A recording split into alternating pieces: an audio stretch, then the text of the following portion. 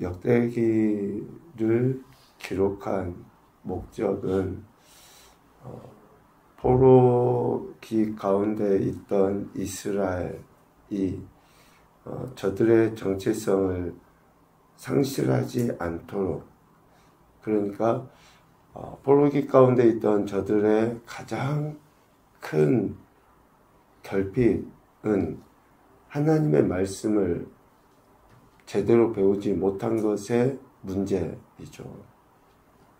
먹을 것도 풍족하지 않고 자유로울 수 없는 그런 상황. 그보다 더 심각한 것은 이스라엘 백성이 하나님의 말씀을 제대로 듣고 배우고 할 수 없는 것의 문제이죠. 출애굽한 이스라엘 백성들, 광야의 여정을 거치면서 태어난 2세대의 이스라엘의 문제가 바로 그와 같은 거예요. 그래서 하나님은 모세를 통해 신명기의 말씀을 주신 거죠. 새로운 말씀이 아니라 다시 하나님의 명령을 저들이 듣고 하나님의 백성이라고 하는 정체성을 깨닫게 하기 위해서 신명기의 말씀을 주신과 같이 바벨론 포로 이후에 이스라엘 백성들의 문제인 정체성 상실을 다시금 회복시켜 주기 위해서 역대기의 말씀을 통해 그들의 역사, 자신들이 언제 시작되어졌고 또 그 뿌리가 무엇이고 어떻게 나라가 세워졌으며 또 자신들의 왕이었던 유다의 왕들은 누구였는지, 더 나아가서 왜 바벨론에 멸망당할 수밖에 없었는지를 구체적으로 가르쳐 주면서 그들의 정체성을 회복시키려 했다라는 거죠. 이 정체성을 회복시키고 하나님의 말씀을 가르침에 있어서의 어쩌면 궁극적인 이유는 바로 예배 회복 때문에 그래요.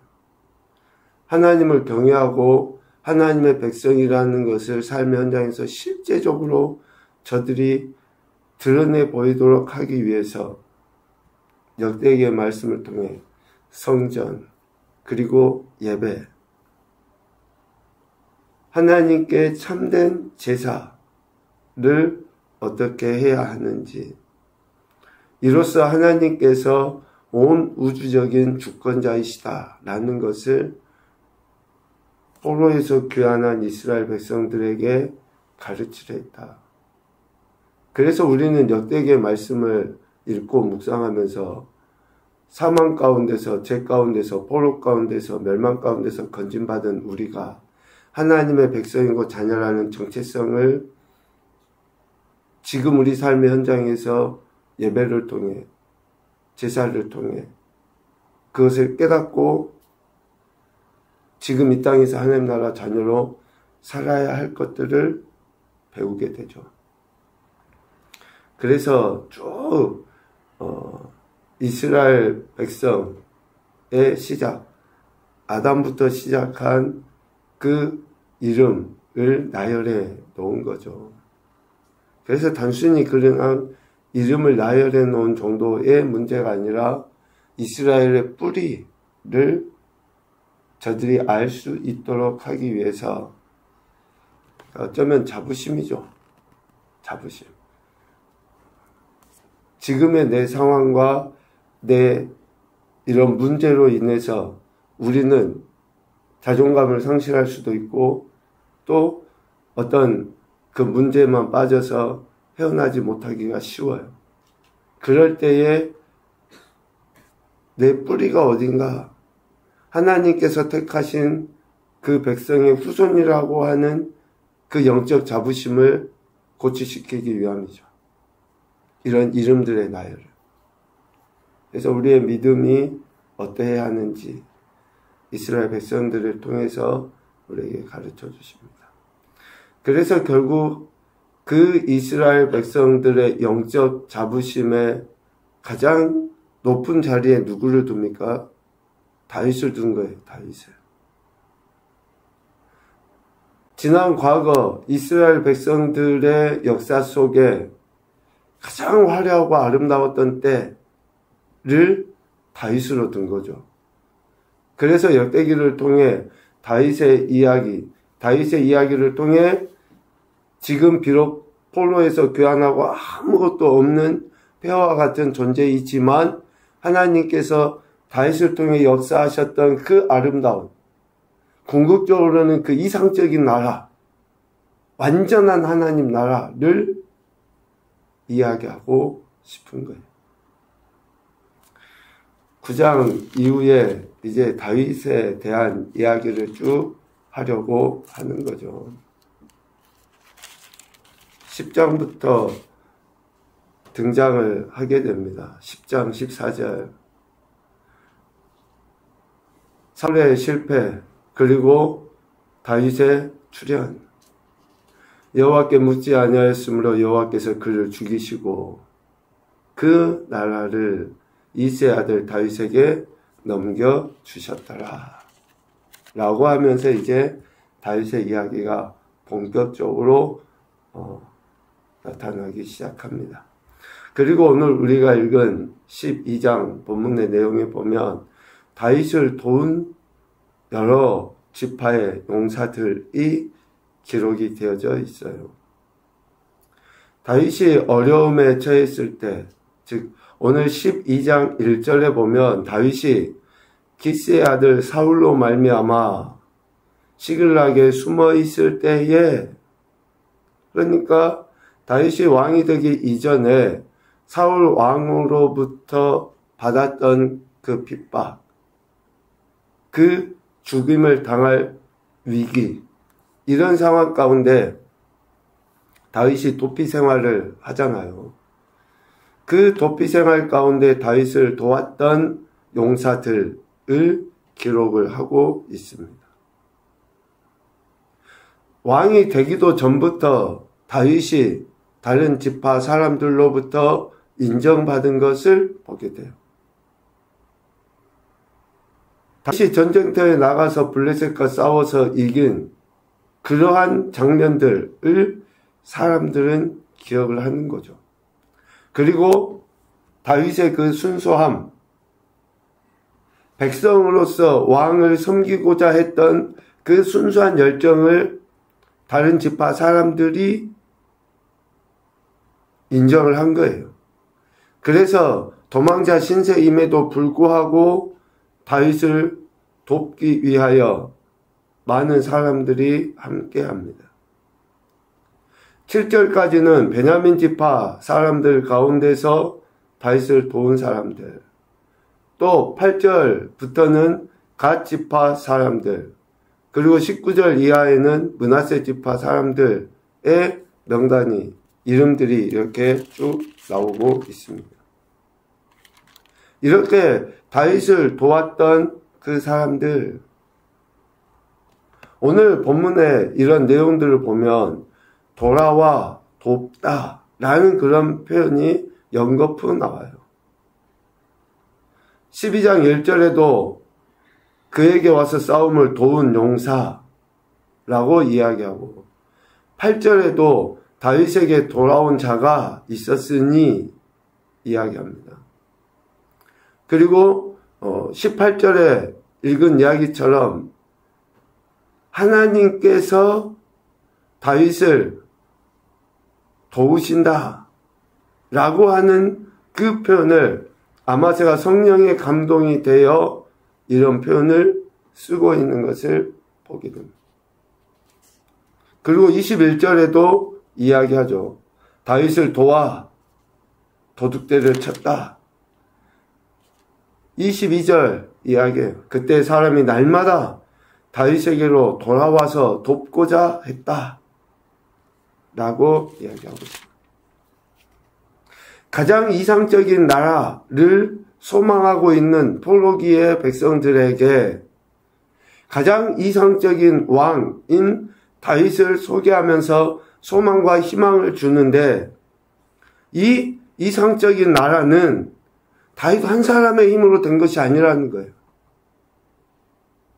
다윗의 혼자 힘으로 된 것이 아니라 어쩌면 다윗을 반대했던 사람들의 힘까지, 다윗을 반대하고 다윗을 죽이려고 했던 가문에 속했던 사람들까지 다윗을 도움으로 말미암아 그러한 이상적인 나라가 이루어진 것이다 라는 것을 이야기해요.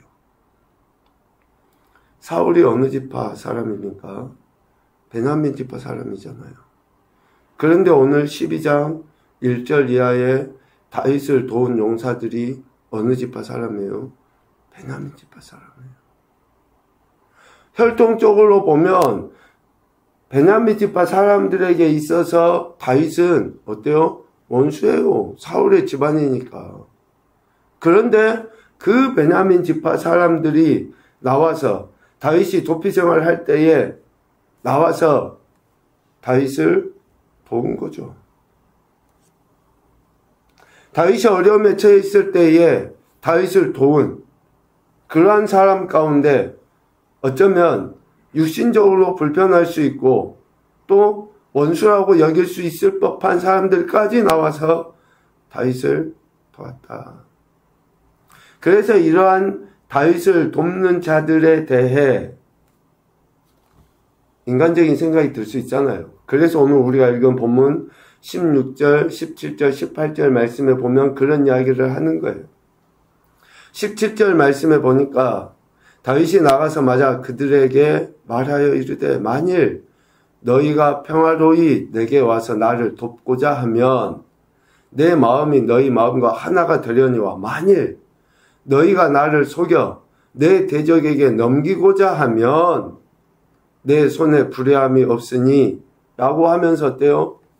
지금 베냐민 지파의 사람들 아니면 좀 더 확장해서 다른 지파의 사람들이 다윗을 도우러 온 것이 다윗을 속여서 잡아다가 돕는 척 하다가 사울에게 넘긴다든지 또 다윗을 죽여버린다든지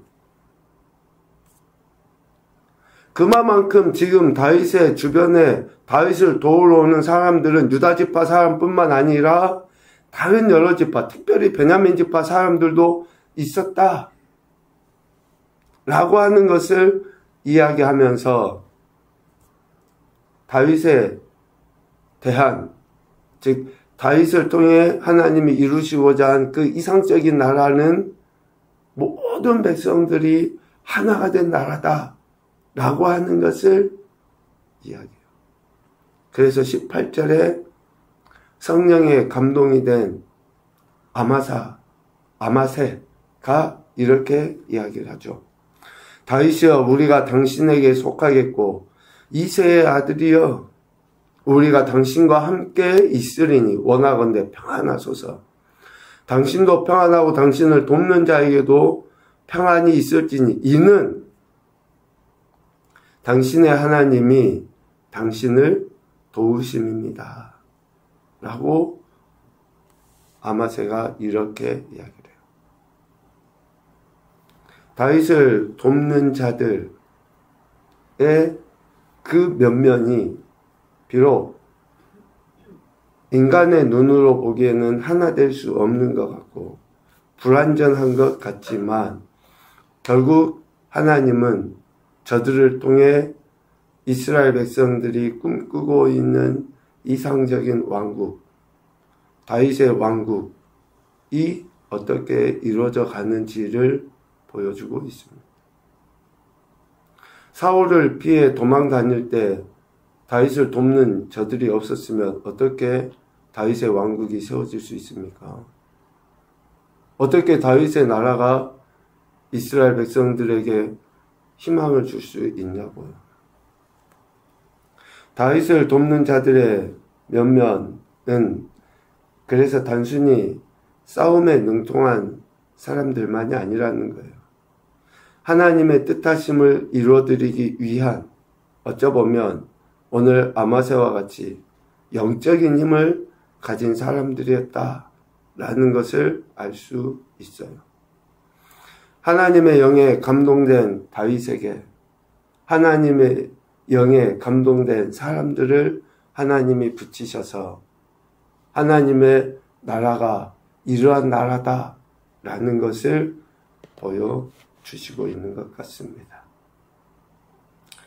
그래서 다윗이 그 어려움, 죽임을 당할 위기를 극복하고 이제 완전한 다윗의 왕국, 하나님 나라를 예표하는 그 나라를 이루어가게 되는 것이죠.